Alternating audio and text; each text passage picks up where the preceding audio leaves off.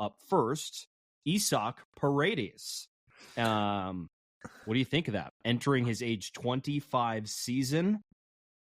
So he played last year at 24. He's a Super 2. He's going to have 4 years of arbitration. And he's a utility infielder. Will most likely play third, though, if he was going to be on the Mariners. What do you think? I'm intrigued. It is not quite Yandy Diaz, but you know what? It's not as far off as people think. If you just want to look at the offensive success on paper from last year between those two, Yandy Diaz was a top 5 hitter in baseball. Yes, he is a better bat than Isaac Paredes. Was Isaac Paredes maybe the most slept on bat in all of baseball last year? I think there's a case he was.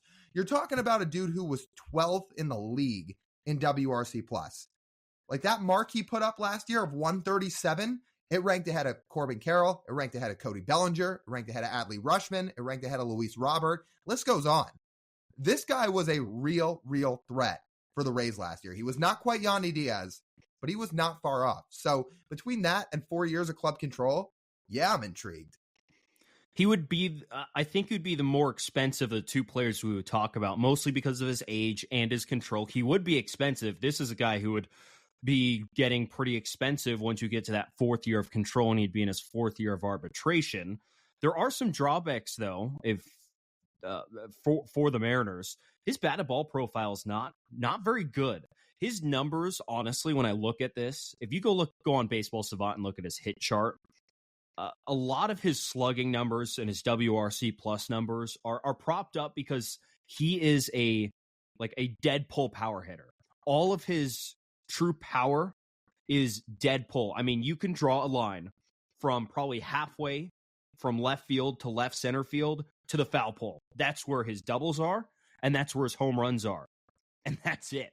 That's where all of his power goes. You know what he reminds me of, Lyle? He reminds me of peak Brian Dozier. Was Brian Dozier that big of a pull hitter? I honestly don't remember. Like, obviously, he hit home runs out to left field. I don't remember off the top of my head the fact that Brian Dozier wasn't spraying the ball the other way all that much. He was a undersized infielder, not the biggest exit velocities in the world, but he once hit 42 home runs in a season by essentially dead pulling home runs to left field. And it looks like that's what Isaac Paredes does. And even with a not great power profile, he's able to generate a lot of power because when he hits the ball far, he hits them in the right places. And what's funny is you look at his hit spray chart, there is like almost nothing else like on the warning track anywhere beyond left center field. There is almost nothing. There's this just gap out there that is just not occupied because that's not the kind of hitter he is. And it sort of explains why he has a down hitting profile. Don't get me wrong, though.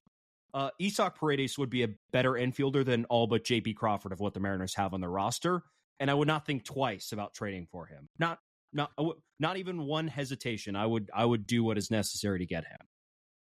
I think we're in the same boat. Oh, and to clarify, yes, I remember Brian Dozier hitting 40-plus bombs with the Twins, but I just didn't remember the fact he was just a dead pull hitter and nothing else. But that is a good point. And off that, you think that's part of the reason that his batted ball chart was not great, right? You think like the reason his hard hit rates were down is because he was only a dead pull guy? Like we were talking about this a little bit this week when we were diving into Isaac Paredes a little bit and doing our research on him. And you said, yeah, look, on paper, his batted ball profile doesn't look great when you look at his savant bubbles. But then when you dive deeper and see that all he does is pull the ball, that's probably the reason his hard hit rate and his barrel rate comes down, right? It's like you can manipulate data in any walk of life to make it look favorable in your side. And that's essentially what Isaac Paredes does. He manipulates his batted ball data, and he essentially shrinks them into 1/6 of the field and hammers that side of the field. And the rest of the side of the field, there's just nothing there. He manages to hit the ball in the correct places at the correct launch angle and get essentially the perfect mix, what requires a home run. And that will inflate his numbers, even if it's not the hardest hit ball in the world. I'll guarantee you a lot of his home runs that he hits they're not no doubters. Savant classifies no doubters. I'm sure a lot of them are not no doubters. And a lot of them are probably, if you hit them in other sections of the field and other ballparks, are just flat out not home runs because he doesn't have that kind of power. But you don't need that kind of power to hit a lot of home runs. You just need the correct approach, the correct ball pitches that you're going to attack. And essentially, Lyle, it boils down to hitting pulled fly balls. Pulled fly balls are the most dangerous and most likely to go for home runs out of any sort of batted ball in baseball, and he does that quite well. So maybe he wouldn't have an issue transitioning over to T-Mobile Park, because what do a lot of hitters run into the trouble of? The gaps are really big in left center and right center. Center field's obviously really big. The namesake of this podcast, the marine layer, takes the baseballs down a lot of the time. But if Paredes is just going to spray the ball down the left field line and pull everything, straight to left field is not all that deep at T-Mobile Park. 331 down the line. The fence isn't tall anymore. He could benefit off that if he was here. Maybe that wouldn't be a big deal for him if he's going to pull everything. And then if he's going to hit doubles in the gap in left center, that's okay too. Yeah, I would trade for this guy in a heartbeat. You need offense. And what does this guy do? He provides offense. Like you said, he is probably better than everybody on the infield not named J.P. Crawford. You can argue, honestly, he was better than J.P. Crawford. His WRC plus was higher than J.P.'s this past year. And then when you look at what else he does, what do the Mariners want? They want a guy who walks a lot, doesn't strike out. What does Isaac Paredes do? Theme of a lot of the guys we've talked about over the last couple of weeks. He walks a lot. He does not strike out. He walks over 10% of the time almost every year. He strikes out under 20% of the time almost every year. Both of those numbers, really good. Really, really good. So there's a lot about Paredes that fits what the Mariners are looking for. He's not going to blow you away with his glove either. He's about an average defender. He's a slightly above average defender at third base, but it's really marginal. So we'll just go ahead and chalk him up as an average defender. His value is going to come with his bat. And I will note on the fly ball stat, there's a stat out there that Luke Arkins tweeted out this week. So shout out to him for this stat. The T-Mobile Park does, and probably has for years and years and years, has the lowest average fly ball distance in baseball. I think it's about 305 feet. That works directly against Isaac Paredes, whose goal is to hit a fly ball anywhere from 330 to 370 feet down the left field line for a home run. Well, what if those on average are going to be 10% shorter because of where he's playing? So that's just something to think about. You say left field's not all that far. Well, it's not all that far in a neutral hitting environment, but T-Mobile Park is far from that. So you think it would actually create problems for him? I don't know. I just feel like I'm not saying for sure. I'm saying there is data to suggest that it could.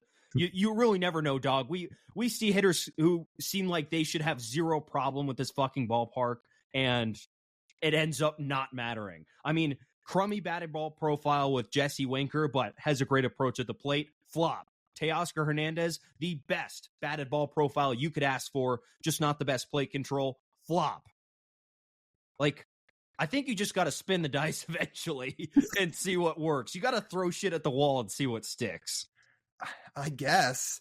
I guess that's all you can do. I still will never understand why Teo had such a problem here. Yes, he struck out, but it doesn't really make sense when everything suggested, oh, he won't have a problem hitting in this park, and then he had a problem hitting in this park. Paredes is, from at least everything we've gathered, a more complete hitter than Teoscar is, because while he may not hit the ball as far as Teoscar does, he walks way more, strikes out way less, has a better approach, and can still hit for power. So will he run into problems? I guess it's possible with that data behind you.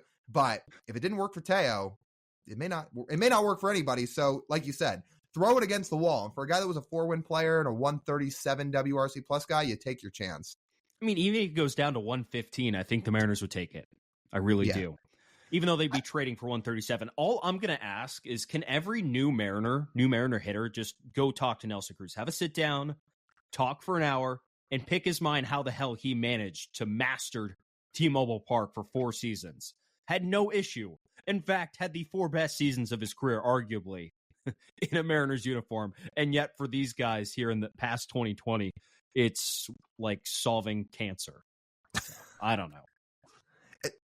I will say Nelly had that unbelievable year in Baltimore for 1 year before he got here, but his 4 years as a whole in Seattle were great. They were pretty incredible. Defies all logic of what we talk about now. So if you think Paredes is going to cost more than the guy we're about to talk about, I mean, I'm not going to put you totally on the spot here. We can think through this a little, but if we were going to ballpark what a trade would look like for Paredes, what does it look like? Because so for reference, for Yandy, we said we said Brian Wu, Harry Ford, I think we said Tyler Locklear, and maybe it would cost a big leaguer. So if Paredes is going to be less than Diaz, what does that trade package look like? It's probably still one of the young arms and then maybe one more big prospect. I'm going to say an arm and a prospect. Pick whichever top prospect you want. It would probably not be Harry Ford. I'm thinking more of a Colt Emerson if the Rays are really shooting for upside. Colt Emerson, by the way, we will talk about him probably as this offseason goes along and we get closer to the season. But I think Jason Churchill thinks he's a clear-cut number one in the system. Now, anyways, so I'm thinking like a Colt Emerson. If they want more projectability, and the Mariners maybe don't want to go high. Maybe you do a Johnny Farmello, like one of those guys. I don't know if Las Montes is highly touted enough, but I'm going to say an arm and a prospect because I would say 2 blue chippers for one young bat. Maybe Gabby Gonzalez is in that range too. Yeah, so, and then they'll probably throw someone into a lower level guy. So the highlight of the package, going back to the Rays, would probably be around the ballpark of, let's say, Bryce Miller and Gabby Gonzalez, something like that. Yeah, it might be a little higher than Gabby Gonzalez, but everything's subjective. Okay, so let's say then Bryce Miller and Colt Emerson, like you said. Yeah, I'll say Colt Emerson, ballpark. Which, look, Emerson's got a ton of upside, but he's also barely 18 years old, and I would do that if I were the Mariners to go get Isaac Paredes.